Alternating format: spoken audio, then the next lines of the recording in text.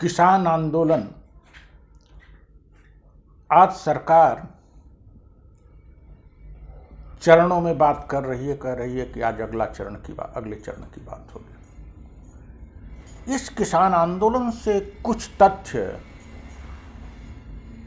निकलकर सामने आए हैं और वे ऐसे तथ्य हैं जो पूरी तरह से भयावह हैं। लंबे समय से एमएसपी की व्यवस्था है, काफी समय से, लंबे समय तो नहीं, काफी समय से व्यवस्था है, लेकिन यह पता चला है कि एमएसपी अर्थात मिनिमम सपोर्ट प्राइस, अर्थात किसान को कम से कम कितना मिलना चाहिए, वह भी अभी नहीं मिल रहा है। केवल 6% किसानों को ये लाभ मिल रहा है, और वो भी पंजाब और हरियाणा के ज्यादातर किसान हैं। स्वाभाविक रूप से हरित क्रांति और एमएसपी का लाभ लेके मंडियों की ज्यादा स्थापना होके पंजाब, हरियाणा, पश्चिम उत्तर प्रदेश और राजस्थान के कुछ किसानों की स्थिति अच्छी हुई और वे जागरूक हुए, वो समृद्ध हुए, संपन्न हुए और उनके साथ कुछ न्याय हुआ। पूरी तरह से तो नहीं, कम से कम 25% न्याय हुआ और उनमें यह शक्ति आई, यह जागरूकता आई कि वो 100%, 100% न्याय के लिए सरकार से लोहा ले सकें। पूर्वी उत्तर प्रदेश, बुंदेलखंड, बिहार, उड़ीसा, मध्य प्रदेश, छत्तीसगढ़, झारखंड, पश्चिम बंगाल, तमाम ऐसे राज्य हैं जिनके किसानों को एमएसपी की सुविधा मिलती ही नहीं, और जो न्यूनतम प्राइस निर्धारित किया गया है उससे कम से कम 40%, 50% कम दाम पर अपना अनाज बेचना पड़ता है। उनकी स्थिति कैसे सुधरेगी? वे इतने संपन्न और साधन संपन्न भी नहीं हैं कि सरकार के लंच को नकार दें और अपने शक्ति पर 8-9 दिन हो गया, महीने 2 महीने आंदोलन चला सकें। अर्थात अपना हक कहने के लिए भी आपको शक्ति चाहिए, सामर्थ्य चाहिए। और ये जो सरकारें हैं, यह शक्ति और सामर्थ्य, ये राजनेता जो हैं शक्ति और सामर्थ्य की वृद्धि नहीं करते, ये केवल सहायता के नाम पर टुकड़े फेंकते हैं। ये 2000 दे देंगे महीने में, 4000 आपको दे देंगे, ऋण माफ कर देंगे, लेकिन आपका सशक्तिकरण नहीं करेंगे। हरित क्रांति का परिणाम है और एमएसपी और मंडियों की स्थापना का परिणाम है कि पंजाब के किसान के साथ, हरियाणा के किसान के साथ कुछ सीमा तक न्याय हो सका और आज वो पूरी न्याय के लिए लड़ रहे हैं। इस आंदोलन का सबसे सकारात्मक पक्ष तो मैं ये देखता हूं कि अब सबसे पहले न्यूनतम सपोर्ट प्राइस जो तय हुआ है उसको और औचित्यपूर्ण बनाकर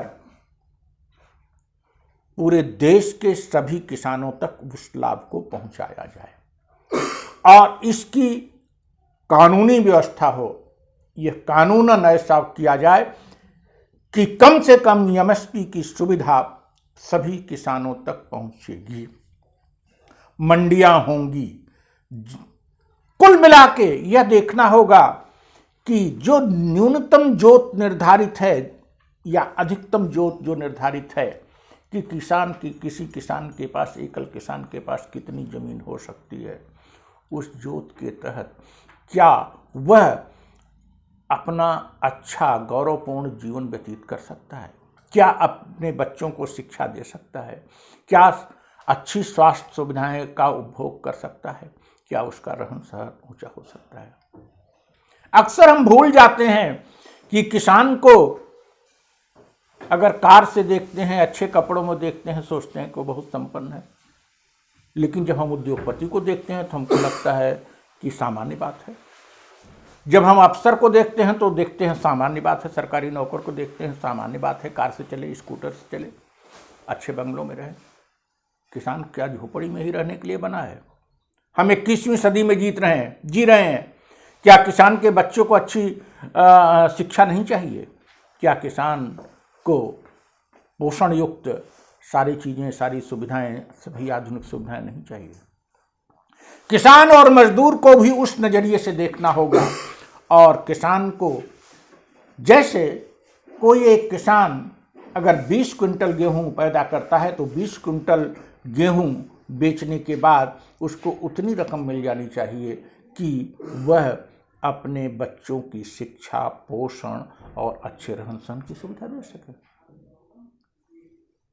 एमएसपी न्यूनतम निर्धारित हुआ है। एमएसपी का नाम बदला जाना चाहिए, adequate support price, not minimum support price, adequate support price. और एडिक्वेट सपोर्ट प्राइस सरकार को बनाना चाहिए और किसानों को उतना सुविधा कानूनन मिलनी चाहिए जिससे कि वे गौरवपूर्ण जीवन जी सकें। दूसरी बात आती है सरकार की हठधर्मिता।